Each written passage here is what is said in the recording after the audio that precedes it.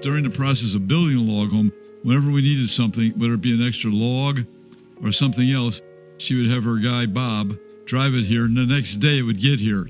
In the whole process of building the place, we were never held up for any reason from having not enough logs or anything like that. It never happened, so it was fantastic. Lynn has been a great person to know, and I would strongly suggest if you decide to build a log home, go with Lynn. She's fantastic. Thank you, John. You're welcome.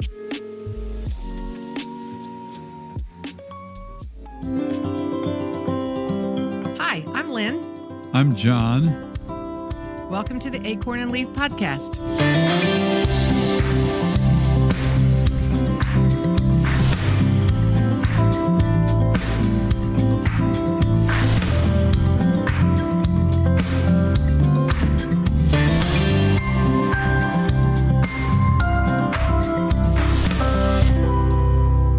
John, it is so good to be here at your home. I'm so excited to see. How long have we been talking about doing this visit? 2013. 2013. 12 years. Yeah. Yeah. That's when that was our first visit, first visit here. There wasn't a log home. It was like a half of first floor logs were up. That was yes, it. Yeah. It was log raising. The log raising. That was pretty cool. That was the most fun log raising I think I've ever been to. We had so many people come, and remember it was such a big audience. And Omer, I think our builder Omer and his daughter was here, and his sons I think were here. Right. Yeah. Right. Tell us about what made you decide to build a log home. Well, we've wanted a log home ever since we've been married. We've been thinking about it for a long, long time. And I was in the Marine Corps for 20 years. We got out of the Marine Corps. We started looking for a property. That was the hardest part of this whole deal, was finding a place to build a log home. And I think that's part of the hardest part of any log home, is finding the place the to right put spot. it. The right spot, yep. So we looked all the way down to Kentucky, and we couldn't find anything. We finally gave up.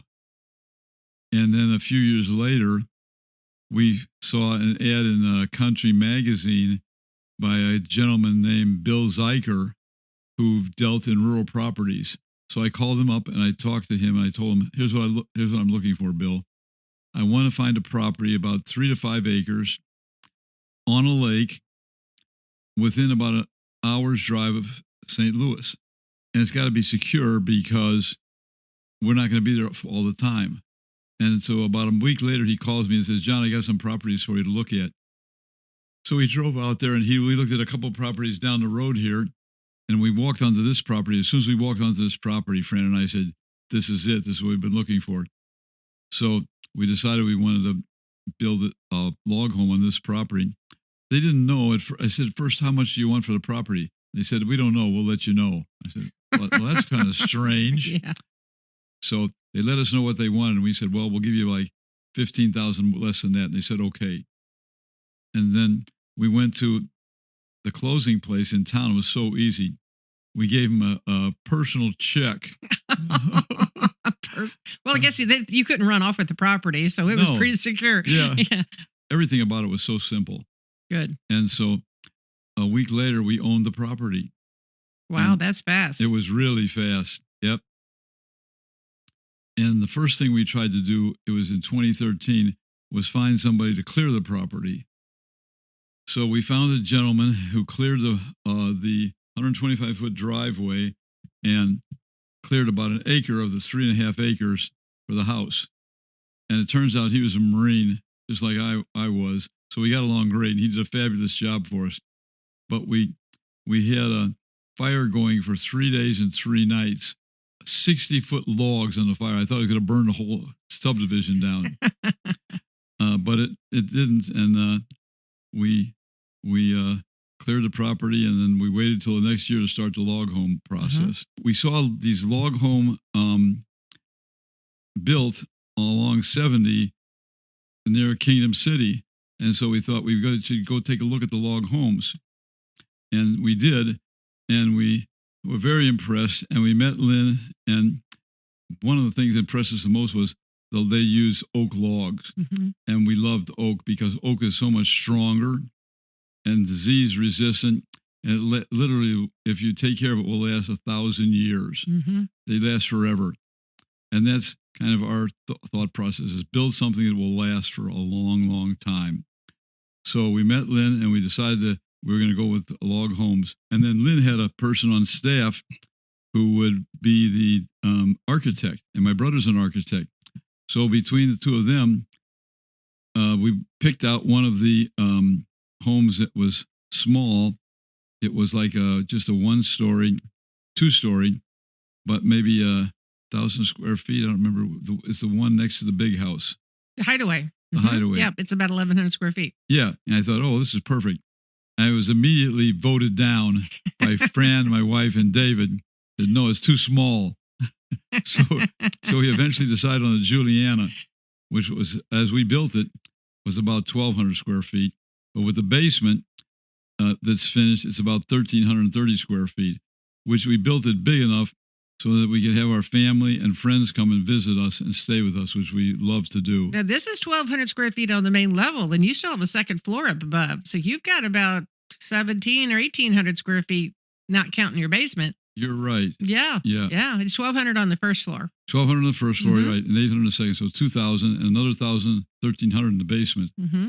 Well, it's a good thing you did build one that size. You've got room for all these beautiful antiques you've got in here. Yeah, if you built a smaller one, you wouldn't have room for no, any. Exactly. Oh, shoot.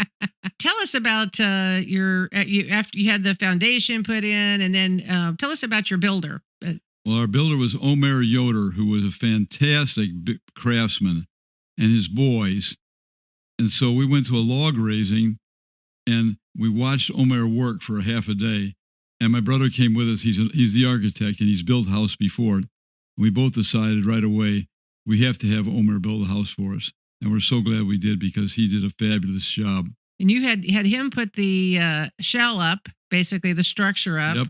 And then you came inside, and you've done the majority of the work on the inside, haven't you? Yeah, almost all the work. It only took me like 10 years so far. A couple more years and I'll be done. Maybe. It's been a real pleasure building it, because first of all, I love working with wood, and it keeps me busy. And I think once you retire, I retired like in 2010. So it's been my big full-time project. I come out here just about every day and then spend the night. I love working. I love looking at the lake. I love relaxing. I don't fish. I don't do much else out here. Sometimes I swim a little bit, but mainly I just enjoy working. Oh, you've done so many cool things in here. Yeah, really. Yeah. It's been so much fun. Yeah. I loved hearing all the stories of where all the different things have come from, Yeah. Because you got a lot of building materials for free from people tearing houses down. Yep. And people. Lynn, if you look at the framework around the door, it's quarter sawn oak, which is beautiful and very expensive. And our best friends rebuilt their house, or knocked their house down and built a big house, and gave us a lot of quarter sawn oak.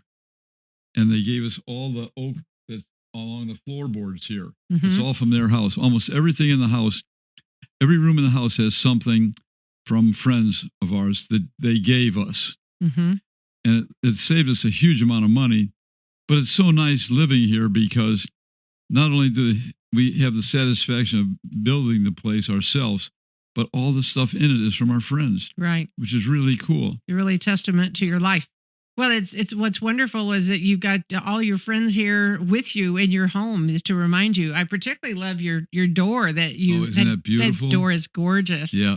That came out of a friend's home, and then all your interior doors from that same friend. Yes. There's always stuff to redo again, and it's so much fun working. Especially, I love working with wood.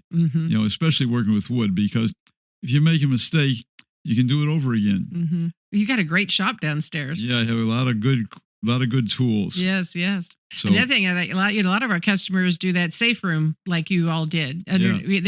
Your front porch, you did a concrete slab for your porch floor, and then you put the basement underneath there, so you have a safe room.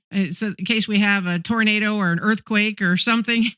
All our neighbors here said, if anything happens, we're coming to your house. Yeah. Well, this log home is going to be here.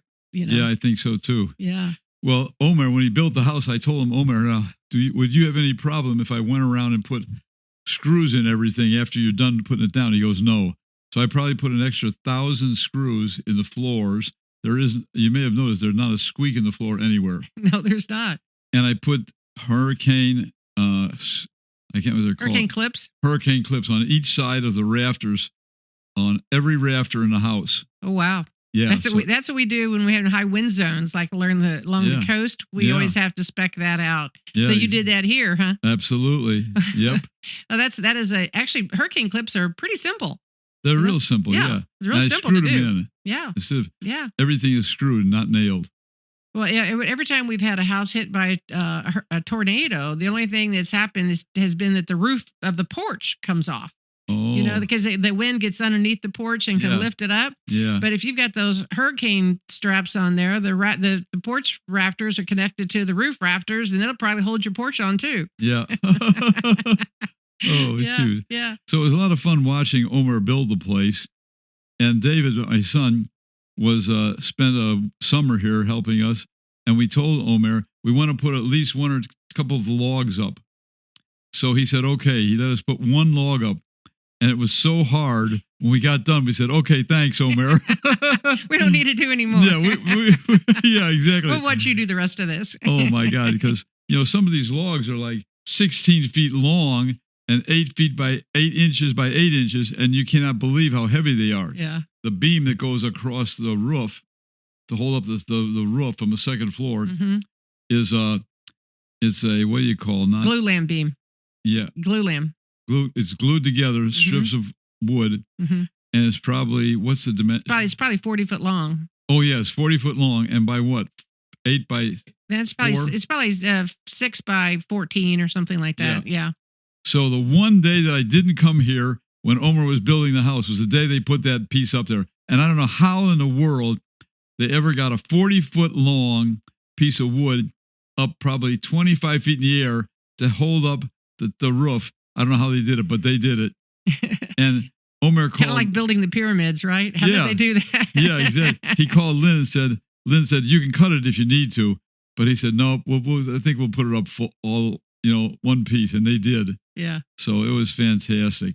Roof support posts in the middle, you could cut it over one of those posts, but if you can put it up in one piece, then you just don't have to do that, So so that's what he did. It takes a lot of winches.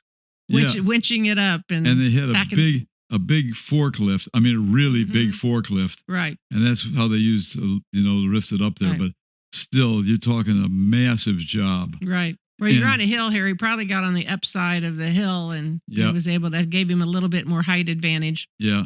Yeah. We hadn't filled in the foundation yet, around the foundation when Omer started. So it was a little risky for him at the north end of the house because it was an open trench about 5 feet wide and 8 or 10 feet deep. They had to walk over.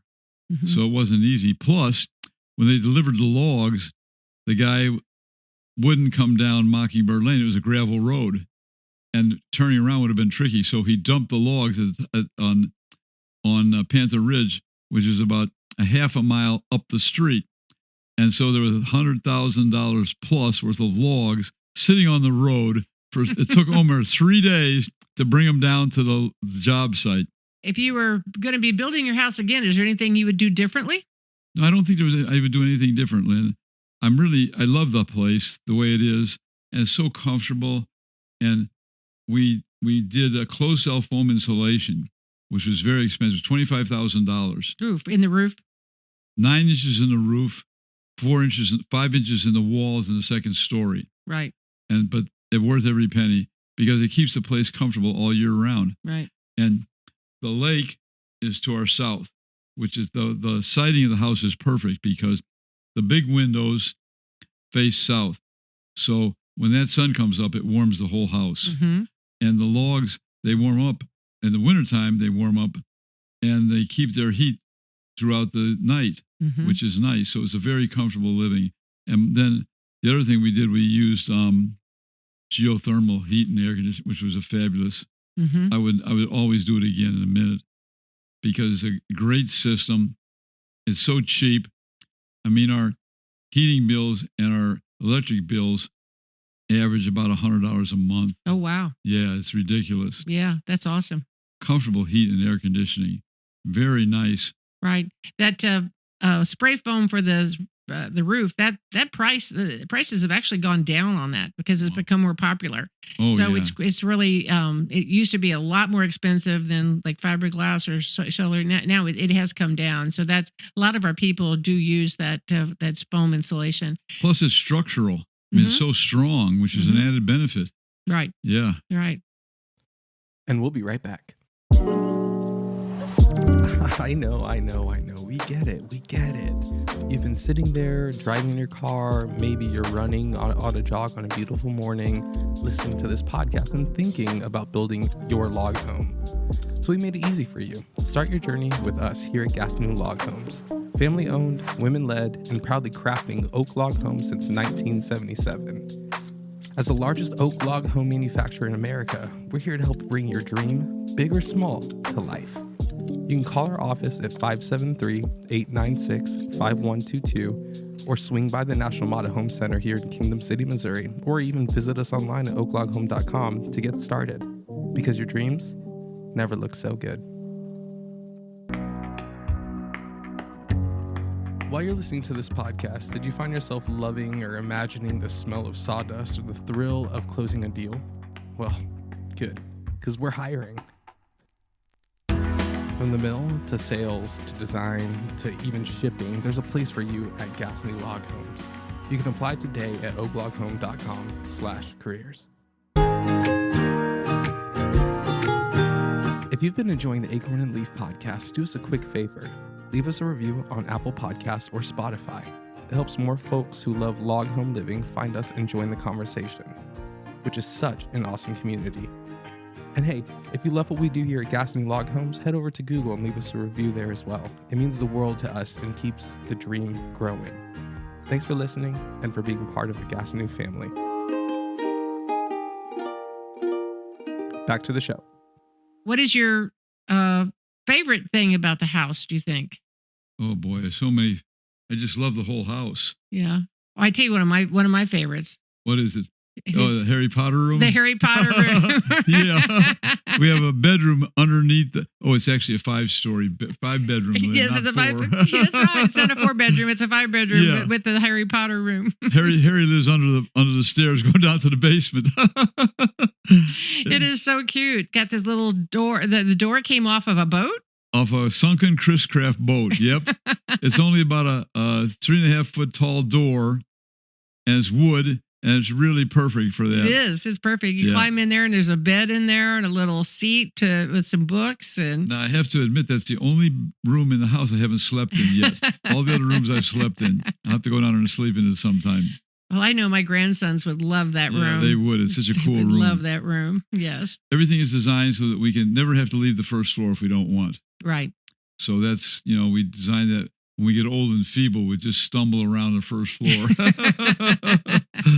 Well, one of the things I want to show you downstairs. I made some cutting boards for people from leftover logs I've had, and some of the tiger wood that my friend gave me. And if you want, I'll make one for you. If you want, it's a serving board, or you can use as a cutting board, whatever you want. Well, you make it, and we'll put it at the Model Home Center. Well, that's what I was thinking. That would be awesome. I'll do that. Yeah, that would be great. That would be great. We'd love that.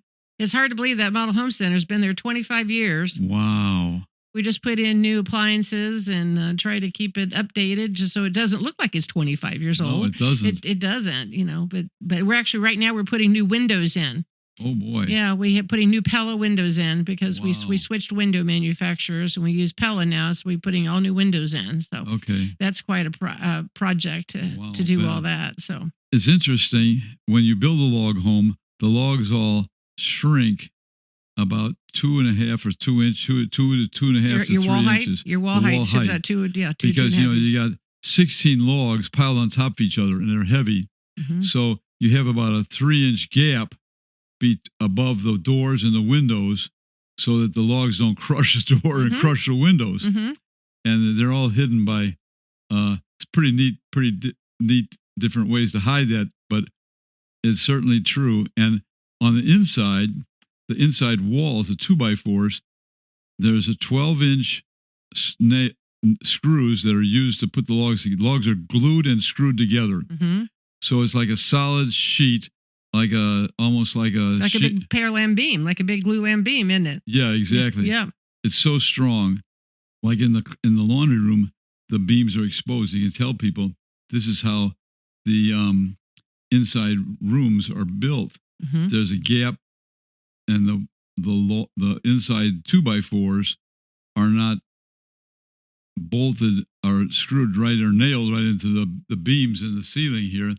They're screwed in as the logs settle down. The screws come down below the 2x4s. Mm-hmm. So inside that cavity. Yeah, exactly. So when they're accessible, I tighten them up. Yeah, the whole system is designed to allow for that, because if you do that, then your logs stay tight.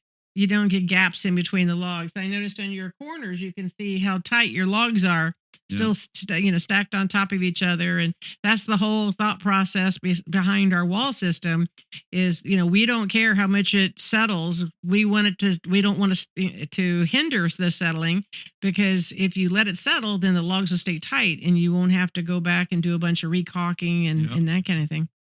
And the inside corner is a beautiful feature. Mm-hmm. I love that. Yeah, the saddle notch. I thought it was the strongest way to make the corners, because the logs are notched and sit on top of each other and they can't move. Mm-hmm.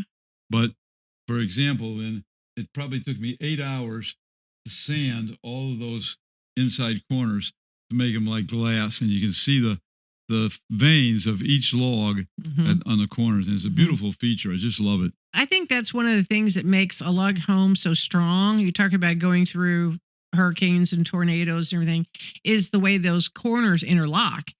Because think about a conventional frame house, how they build them, and all you're doing is nailing some 2x4s and maybe put a piece of plywood on each corner, and that's all there is to it. Whereas these, they're actually interlocked together and overlapping, and so it creates a tremendous amount of strength. It's all bolted down to the first layer of above the foundation. It's a 12-inch foundation, by the way, the concrete, and there are J-bolts in the concrete. And then the sill plates are bolted to the concrete. Mm-hmm. So the first logs are then screwed into the sill plate. So I can't imagine what kind of wind it would take to move this structure. The specs we use, the house has to withstand a Category 5 tornado. It has to withstand a 100-foot tsunami. It has to withstand a Category 8 earthquake and a zombie attack. And that was the specs. So the bottom line is we overbuilt everything. Yeah. Everything we could to build stronger, we did. It's been a pleasure working here and living here and building things the right way and doing things the strongest and the best way you possibly could. And that was part of the joy of having Omer. That's the way he works. Mm-hmm. He does a great job. So I'm trying to figure where that 100-foot tsunami is going to come from. I don't think that lake will give us a 100-foot tsunami. Probably not. But you never know. The zombies I can see maybe. Yeah. Oh, shoot. That's one of the things that we do different than any other log home company that I know of, is that we run the logs around the subfloor versus setting them on top of the subfloor. And the main reason we do that is so that we can use a J-bolt in the top of the concrete so that we can bolt that first row of logs down to the foundation. Because the foundation is, directly tied to your footers, and then the foundation can support all the weight, because your logs, the logs are heavy, like you said, but also it's carrying the floor beams, it's carrying the roof, it's carrying the dormers, it's carrying all of that. Sure. And so, it's better for it to sit down on the foundation. And then the subfloor sits on the inside of the logs, and that also gives you a insulated wall around your subfloor, so you don't get air infiltration there, and it looks better. You don't have to. When I see a lot of other log home companies, they set them on top of the foundation and then they put log siding or something around the subfloor, and it doesn't have the corners. So you can tell it's siding going around the subfloor. It just doesn't, to me, it's just a little detail. I'm picky about that kind of stuff. Why would you do that? Well, everybody else does. So I always say that's kind of the advantage of owning the company. If I say I like it better this way, that's the way we have to do it. Yeah, exactly. Well, that's the nice thing about building a log home. The citizens of St. Genevieve, where we built the house, they don't have any zoning, so you can do whatever you want. Mm-hmm. And we did everything according to code. There was a few exceptions, but we did it the right way, build it as strong as possible. Mm-hmm. And that's what we did. So Mm-hmm. we just love the place. Thank you, Lynn. And Lynn has been a great person to know. And her company has been fantastic because during the process of building a log home, whenever we needed something, whether it be an extra log or something else, she would have her guy, Bob, drive it here. And the next day it would get here. In the whole process of building the place, we were never held up for any reason from having not enough logs or anything like that. It never happened. So it was fantastic. Lynn has been a great person to know. And I would strongly suggest if you decide to build a log home, go with Lynn. She's fantastic. Thank you, John. You're welcome. It's been wonderful working with you and Fran both and getting to know you and hear about all your experiences in life and experiences in building your house and it's truly rewarding. As I keep saying, that's why I'm still in business. I could have retired a long time ago, but I just enjoy talking to people and hearing about what they're doing and helping people get their dream.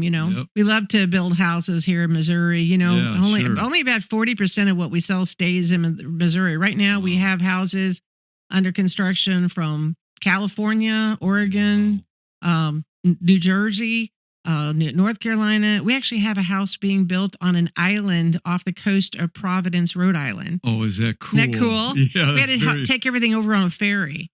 That'll be cool when you go visit that I want to go see that one. Yes, definitely want to go see that one. And we have another couple getting ready to build a house up in Alaska. We got another one going to Alaska. So we just ship them everywhere. Wow. Yeah, but I love it when we get one that stays in Missouri. Yeah, I'll bet. Yeah. We have friends in Alaska who helped us build David's house, and he and his wife are thinking of finding a place in Alaska. And of course, I'll tell him about you if he decides to build a log home. Yeah. What other projects do you have left to do on your house? What have you got just about everything done, don't you? You talked about building a greenhouse outside so you can grow vegetables. Build a greenhouse outside after this year's growing season's over. And I got to finish the basement bathroom. I want to put a sauna back there in the bathroom. And I've got a portable shower, but I'm going to probably cut that in half and get it out of there and have a tile shower put in and make it really nice. So those are the main things to do. Not much left to do. Last year or two, I spent mostly working outside because, we're basically taking care of probably 2 acres. And it's a lot of work to keep it nice. You've done a beautiful job here. All the rock work and everything that you've done, and everything's gorgeous. Thank you. Yeah, it's come along. Really beautiful flowers and landscaping. What you said, you planted 1,000? We planted 1,000 flowers. The deer ate about 500 of them.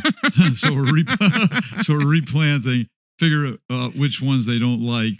But they like most flowers, unfortunately. Have you asked them? Yeah, they like most flowers, unfortunately. Well, I bought a bunch of deer deterrents, none of which work, except my friend Stumpy is a scarecrow.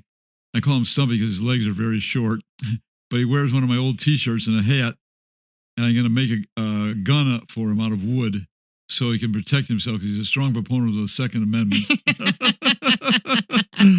Well, I liked your raised bed out there also. Oh yeah, the raised bed. Yeah. Yeah, you took a metal bed, put the headboard and the footboard at both ends of it, and then that's your raised bed. That's our raised bed. Yep. It's your fun growing. The other raised bed is just a stone bed, but I added about a foot of third layer of stone on it this year, and it's much better. You don't have to bend over. It's very easy to work. And it'll never, like the wood bed is probably, is younger than the stone bed, but it's about gone. Mm-hmm. Put the dirt up against it, right? Yeah. The dirt will rot it out. So once we get the greenhouse built, and I asked my brothers who are great, and his son who's a genius with tools and everything, we'll build the first probably 3 feet of concrete, and then build the back wall of wood, and the other walls will be Lexan. I've already got the door for it at our house in St. Louis. Why am I not surprised? Yeah, bought it from a restore. I was looking for something else, but I saw that door and I go, oh man, that'd be perfect for a greenhouse. So that's probably this fall. And our concrete guy was very busy, but he said, I'll fit you in, John. One of the things that I love on your house is the stamped concrete porch floor that you did. Yeah, I love looks that. just like big timbers. Even on the end of it, you can see the heart of the tree and the rings and everything. It's a perfect stamp job. I love that. And the stamps came from a railroad trestle in Oregon somewhere. Oh, really? And they show the nail holes. It's so cool. Yeah. And the nice thing about it is, it'll never go away. It never needs to be stained. Right. It never needs to be redone. It's just there. Right. And underneath it, the room is 7 feet wide and 20 feet long, and it's our safe room. Right. Right. So we don't use. But now that is the one thing we could tell everybody. You're looking for some kind of a vault door or a bank door or gun safe door or something that you can put on your safe room door. So if anybody out there knows of one, give us a call and we'll get you connected with John. Okay.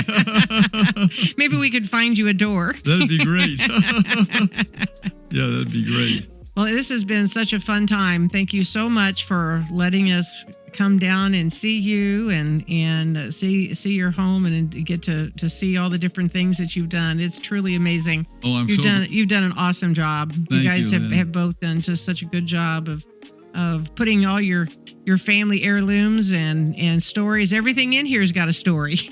Yep. Well, Fran did a great job. Not only in the house, but on the landscaping. She did a lot of the weeding and the flowering and planting, which is very helpful. Thank you, dear. You're terrific. Yeah.